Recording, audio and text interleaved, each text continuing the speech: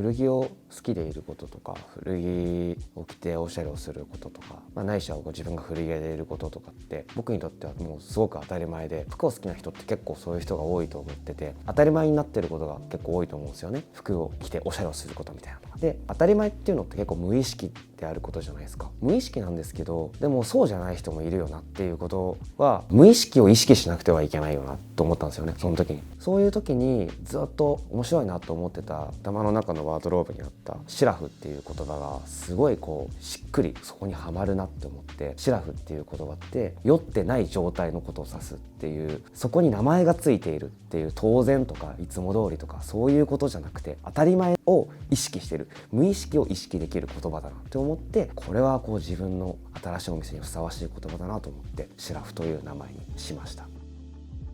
シンプルに一言で言ってしまうと質の高い古着っていうものを基本的にはピックアップするようにしていて、あとはいろんな服をずっと僕も見てきましたけど、やっぱり飽きないものっていうのが実際詰まるところ結構究極だなっていうふうに思って、結構あくまで自然体だけどずっと飽きないで着ていけるようなものというか、普段着みたいなものですかね。そういうずっと着れるようなものを置いていたいなって思って、結構ラインナップはそういうふうにしてますね。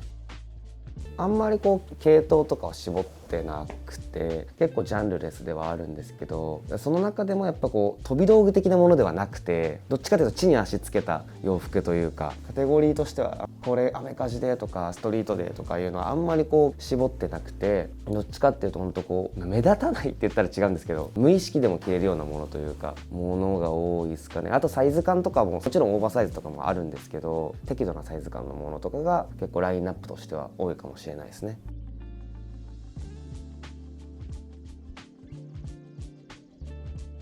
結構全部面白いものばっかりなんですけど、本当に他のお店さんとかだと買えないような、本当に一癖二癖あるようなデザインが特に効いたものだけ厳選して並べるようにしてて、あとはピアスとかは結構変わった形のものとかが本当に多くて、リングとかもそうかなんですけど、あとは古いグッチを常に一応買い付けルートを確保してて、グッチはちょっとアクセサリーとしてきたものが多いので、あとはヴィンテージのリングだったりとか、そういうものを結構置いてますね。もともと僕ジャパニーズアンティークが結構好きで、それも今はなきナショナルのナショナルってパナソニックになっちゃったんですけど、ナショナルのブラウン管のテレビなんですけど、何にも使えないじゃないですか。もうブラウン管って使えないのに、昔本当にこのお店を作るためじゃなくて、普通に自分が趣味でブラウン管のテレビ面白いなと思ってアンティークショップで買って、それを僕がずっと私物で持っていて、今回お店を作るっていうので、そうだと、あのブラウン管のテレビ重機に絶対使えるなって思って、黒の足をつけて、その中に投光器を入れて光を下から出すようなシルバーアクセサリーが綺麗に見えるんで、かなりかっこいいなと正直自分で思ってます。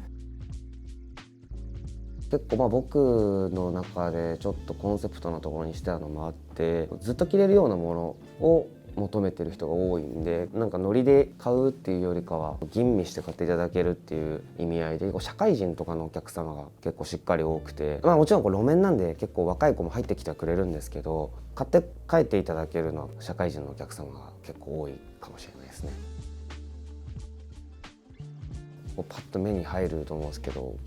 畳ですね。壁面を畳にするっていう発想が実は結構僕昔からあって、それこそアンオールドジョークを作った時ぐらいからあったんですけど、その時お金が全くなくて、結構お金がかかるだろうなって思ってて、畳を壁面に多角形でいっぱいに敷き詰めるっていうのをなんとなく勝手に頭の中でずっとやりたいなと思ってて、それとちょっとモルタル調というかインダストリアルに見えるこういう形のこのミックスの中和じゃないですけど、一言であんまかっこよくない言葉ですけど和モダンみたいな、そういうイメージで僕はやっていきたいなと。結構安心感があると思うんですよ、畳って。その安心感があるのって結構僕古着屋さんやってて、接客とかもそうなんですけど、お客さんとの会話とかで緊張してもらいたくないなっていう、安心して洋服見てほしいな、それが一番洋服をじっくり見える状態だと思うんで、でも洋服を選ぶ時ってダラダラ選ぶわけじゃないと思うんで、そういう意味でさっき緊張してほしくないなって言ったんですけど、緊張感は持っててほしいなとというか、僕に対してじゃなくて洋服に対してのもうこうちゃんとこう意識をしっかり持ってるというかっていう意味で、畳ってこう安心する感じがあるんですけど、モルタル調のものとかってこうちょっと普段お店とかに行かないと見ない感覚というかっていうので、なんかそういうリミックスができたら面白いかなと思って、こうお客さんの潜在的な部分に内装でこう潜り込むことができたら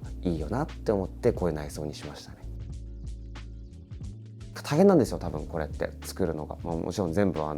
職人さんにやってもらったんですけど、全部の面が他の面にくっついてなきゃもちろんいけないわけで、そうなると多分すごい計算が必要で、それでしっかり完璧に埋め尽くすっていう形ってかなり難しいことで、オーダーメイドでこういう風にしましょうっていうのをかなりこう綿密に話し合って作ったやつなんですけど、僕が一番こういいな面白いなと思ったのが、やっぱできていって思ったんですけど、3色以上あるように見えません？色の数なんですけど3色ないしは4色ぐらいあるように見えるじゃないですか。これ実はこの畳の色2色しか使ってなくて、藁の角度と照明の当たり方によっての色の変化で色数が多く見えるんですよ。玉虫色みたいな、こう古着で言うと角度とか向きとかを変えると全部色が変わって見えるっていうのが多面的で、こう人間みたいだなというか、側面が多いのってすごくいいよなっていうので、不思議な感覚になりますよね。こういうのずっと見てると好きですね。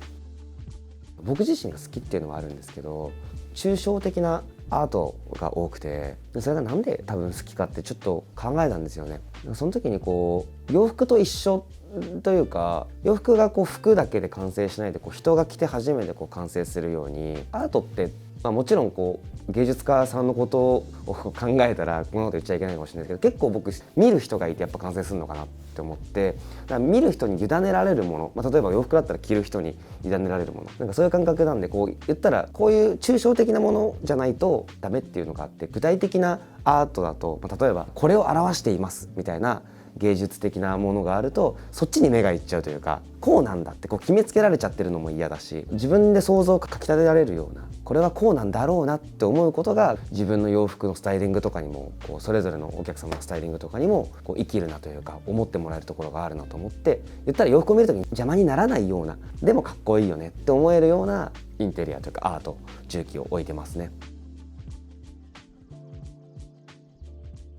結構パキッとしないように、まずこうオレンジ色の間接照明みたいな色にして多角形の畳があるんで、これが多分あんまり青白い光とかと合わないなと思ってて、っていうのと、空間自体に芸術的な緊張感が多分あると思うんで、さっきその畳で安心するでしょみたいな話はしたんですけど、こんな壁面でこう多角形の畳で埋め尽くされてるっていうのってあんまりないと思うんで、だからこう温かみがある方がライティングとしてはこう落ち着くかなっていうのもあって、こう落ち着きながらもどっかこうちょっと趣のある、そんなに照明の球数を多くしない、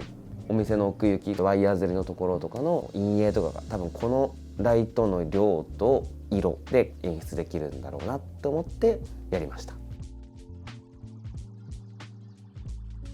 僕行ってボブに原宿持ってるんですけど、原宿がやっぱ好きなんですよね僕は。でもこう今の下北沢をこうずっと見てた時に、なんか一番こうすごい時の原宿に似てるなって思って、一番人がバーって来てた時の原宿に似てる、みんな古着屋巡るためにこの地に降りてめちゃくちゃ回ってみたいなのとかが、すごい原宿の一番こうムーブメントがすごかった時に似てるなって思ってて、っていうのが結構一番大きいですかね。下北沢に出したいなって思ったの、やっぱりこう似てんなと思ったし、あとやっぱこう見てもらいたいじゃないですか、せっかくだったらお店を作るんだったら。だからやっぱこう人がいっぱいいるところにもちろん出したいなっていうのがあって下北に出しましたね。でこっち側に出した理由っていうのは、僕みたいなこう個人店のお店ってやっぱあっち側にあることの方が多いんですけど、こっち側ってむしろどっちかっていうと量販店さんとかが結構多くて、量の割に自分が欲しいものが見つからないみたいなのって結構多いと思うんですけど、そういう人が肩の力抜いてでも真剣に洋服を選べるような場所がこっち側にあったら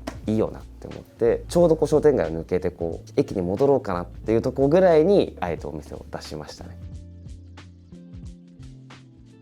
アンゴールドジョークがめちゃくちゃこうビッグサイズだったりとか、超大きいものでめっちゃストリート系みたいな色が強いイメージが多分あると思うんですけど、ファッションでインパクトが欲しいみたいな形だったらアンゴールドジョーク、極太のパンツだったりとかっていうのがアンゴールドジョークで、こっちのシラフはどっちかっていうとこう自然体で、でも絶対におしゃれは外さないような感覚で、古着でおしゃれをしたい時はこっちかなっていう具合ですかね。でも全然オーバーサイズのものもこっちもあるんで、ちょっとこうひねくれたらシラフの方がいいのかもしれないなっていう感じはありますね。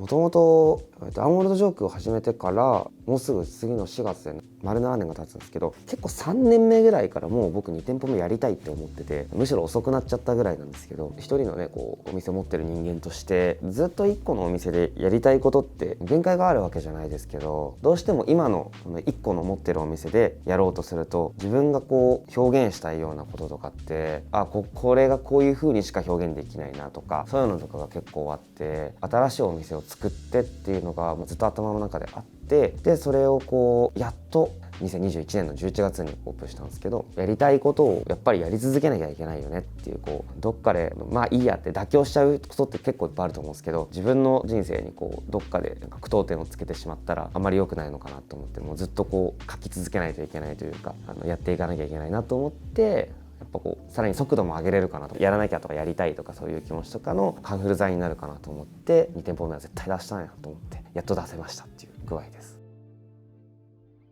僕お客さんと話すのがめちゃくちゃ好きなんで、そこはずっと変わらずなんですけど、シラフオープンしてからよりそのお客さんの何を考えて服を着てるかとか、観念的な部分を結構掘り下げて聞くのがすごい好きなので、喋りたくない人は喋んなくて全然いいんですけど、話しながら洋服を決めていけたらなっていう風に、もう服だけは自信を持って展開しているので、この中から今日の気分に合うものでもいいし、こういうものが欲しいんだっていうのが、こういう格好がしたいんだと、例えばもう憧れでもいいと思うんですよね。この人になりたいんだとか、そういうイメージがあったらぜひ伝えてもらって、でなんか僕もこういう感じがいいと思うよとか、逆にこういう人のイメージした方がいいんじゃないとか、そういうのをお話ししながら洋服を決めていくのが多分服の一番楽しいところかなと思うんで、古着屋さんに実際に足を使っていくっていうのって、スタッフと喋ってこう面白い感覚を得れるというか、新しい知見を得るとか、なんかそういうところにあったりとかすると思うんで、それで洋服がプラス楽しめておしゃれになって帰れたら最高じゃないですか。なんかそういうお店を作っていきたいなと思うんで、全然気軽に、アンオールドジョーク原宿のお店と変わらず